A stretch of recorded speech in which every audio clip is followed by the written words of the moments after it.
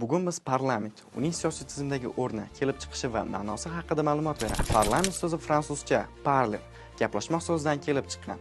Bu nom parlamentning mohiyatini ochib beradi. U faqat davlat organi emas, balki muhokama yuritish maydonidir. 13-asrda Fransiyada davlatning muhim masalalari muhokama qilingan yig'ilishlar parlament deb atalgan. Ushbu yig'ilishlarda turli xil fikrlar tinglanib, kerakli qarorlar qabul qilingan. Dastlab parlament hukmdor va maslahatchilar o'rtasidagi dialog maydoni bo'lgan. Keyinchalik u jamiyatning turli qatlamlari, hokimlar va xalq o'rtasidagi aloqalar tizimiga aylandi. Vaqt o'tishi bilan parlament faqat muhokama maydoni bo'libgina qolmay, qonun ishlab chiqish, ijroiy hokimiyatni nazorat qilish va fuqarolarning huquqlarini ta'minlashda muhim rol o'ynovchi tashkilotga aylandi. O'zbekiston parlamenti Oliy Majlis deb ataladi va ikki palatadan iborat: Qonunchilik palatasi va Senat. Qonunchilik palatasi 150 deputatdan iborat bo'lib, ular xalq tomonidan saylanadi.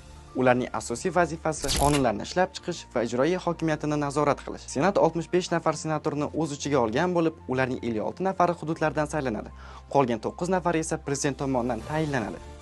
Senat Qonunchilik palatasi qarorlarini tasdiqlaydi hamda davlat uchun muhim bo'lgan masalalarni muhokama qiladi. Parlament bu siyosiy tizimning yuragi hisoblanadi. U davlat hokimiyatining qonun chiqaruvchi tarmog'idir va demokratiyaning asosi sanaladi. U bo'lmasa siyosiy tizim bir yoqlama va beqaror bo'lib qoladi. Keyingi videolar nima haqida bo'lishini xohlaysiz?